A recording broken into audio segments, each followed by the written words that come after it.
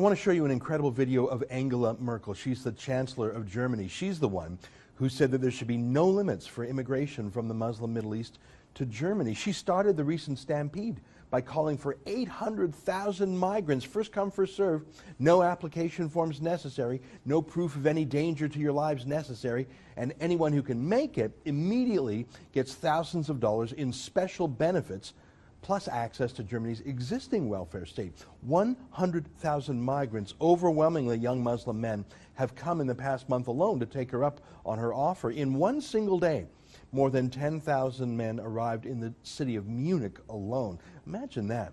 And if you dare to question this, well, you're called a Nazi, which in Germany tends to shut people up pretty quickly. Well, let me show you an incredible video. It's almost 4 minutes long, but literally every minute of it is amazing. It's a woman in Germany, she looks sweet, frankly looks like a progressive liberal, asking Angela Merkel, in a nutshell, aren't you putting our country at risk?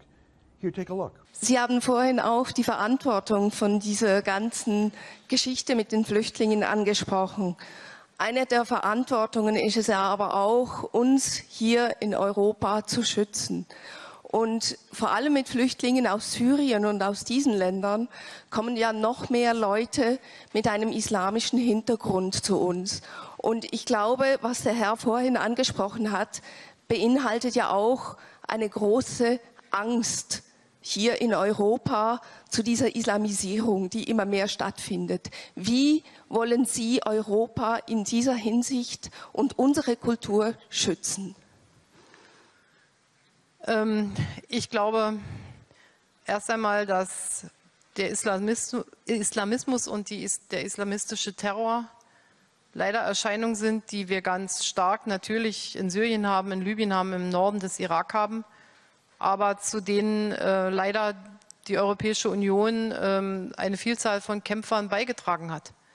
Und wir können nicht sagen, das ist ein Phänomen, das uns nichts angeht, sondern es sind zum Teil Menschen, oft sehr junge Menschen, die in unseren Ländern aufgewachsen sind und wo wir auch unseren Beitrag leisten. Okay, she says that terrorism is primarily happening over there in Iraq and Syria and Libya. And I guess that's true enough.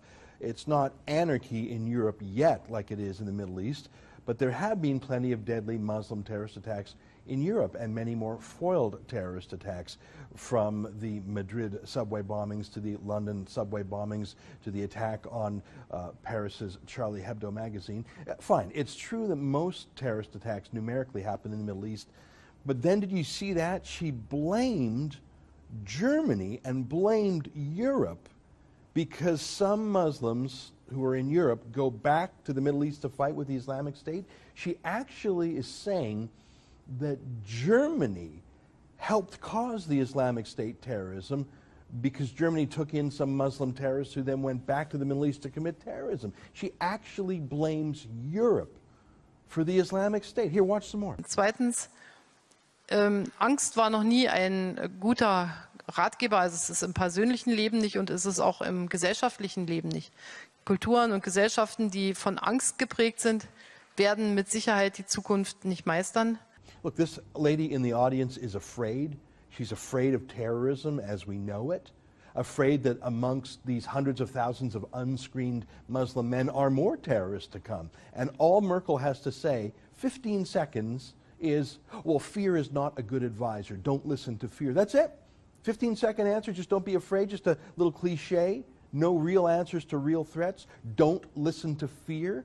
Well, how about listening to warnings from the Islamic State itself that says they're going to sneak in with these migrants? How about listening to evidence? How about to real Muslim terror plots being discovered in Europe every week? Don't listen to them? Here's more of Angela Merkel. Und drittens, wir haben diese Debatte natürlich auch, dass wir sehr viele Muslime in Deutschland haben. Wir haben die Debatte darüber, ob der Islam zu Deutschland gehört. Wenn man 4 Millionen Muslime hat, finde ich, braucht man nicht darüber zu streiten, ob jetzt die Muslime zu Deutschland gehören und der Islam nicht oder ob der Islam auch zu Deutschland gehört.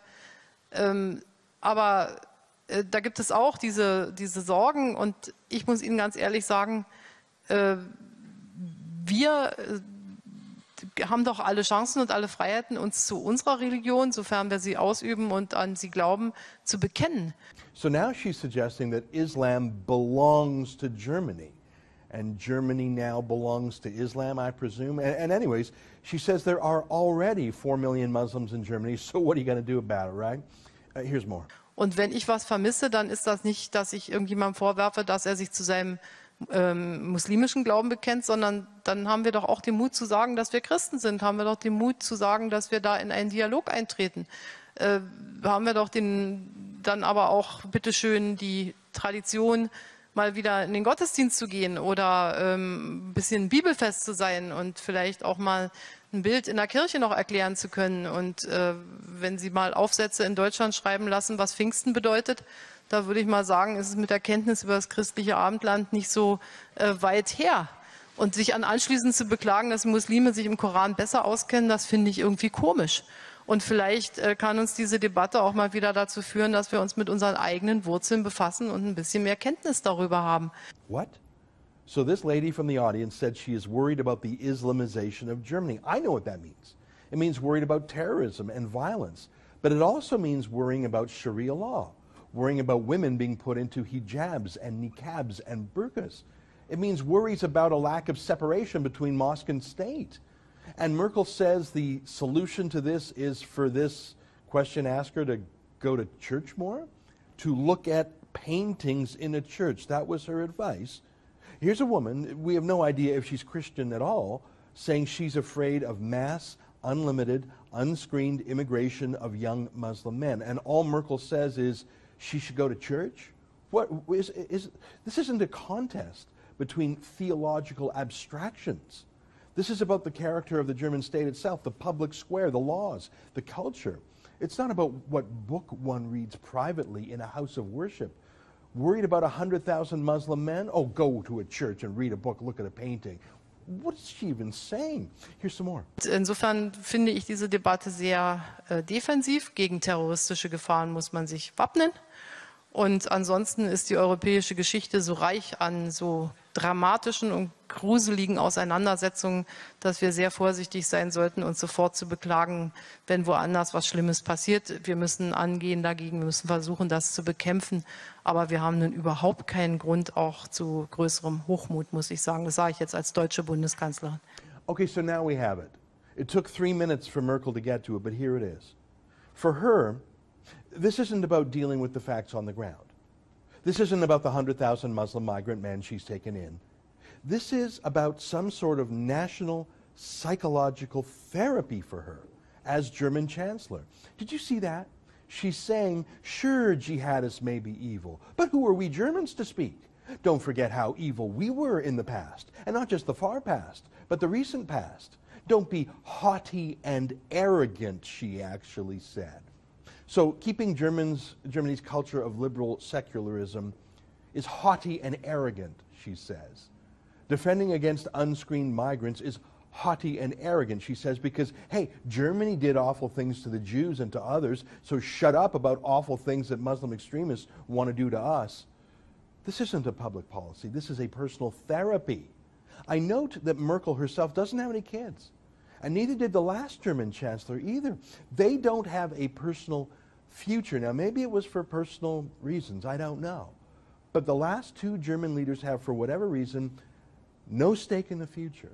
An amateur psychologist might say they have decided to terminate themselves as a form of ethnic punishment, the ultimate in self-hate. Selbsthass is the special German word for hating yourself. They hate themselves for what they or their parents or their grandparents did. They hate Germany today because of what Germany was in the 30s and 40s. And so they will not personally build a German future. And anyone who wants to is just haughty and arrogant and has obviously forgotten Germany's great crimes. And sure, some of these Muslim terrorists are bad, but no worse than Germany was. And anyways, she says, Germany is partly to blame for the Islamic State, and why don't you just go to a church and look at a painting? This is crazy. Now, she looks tired in this video, but I don't think she was drunk or delusional. She hasn't corrected these comments later. As far as I know, this is Angela Merkel's worldview. Germany doesn't belong to the Germans. Germany should be de-Germanified. Germans don't deserve Germany. Any foreigner fresh off a train does. Shut up if you disagree. Don't you know that Germany is guilty, guilty, guilty?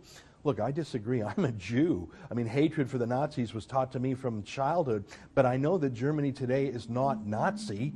They're liberal. The grandchildren of the Nazis are not guilty by birth, and even if they were, the solution, the punishment, would not be to let in 1 million Muslim men, including amongst them today's Nazis, those from radical Islam. Angela Merkel just read out Germany's official suicide note. The fact that this video is so underreported tells me that most media, frankly, agree with her. For the Rebel.Media, I'm Ezra.